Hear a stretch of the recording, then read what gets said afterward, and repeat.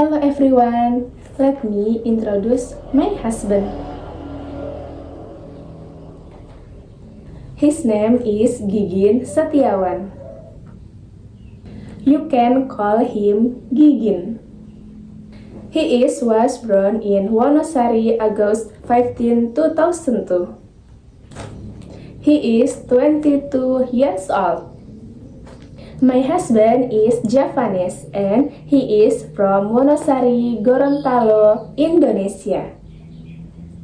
My husband's job is as a farmer and his hobby is fishing and traveling.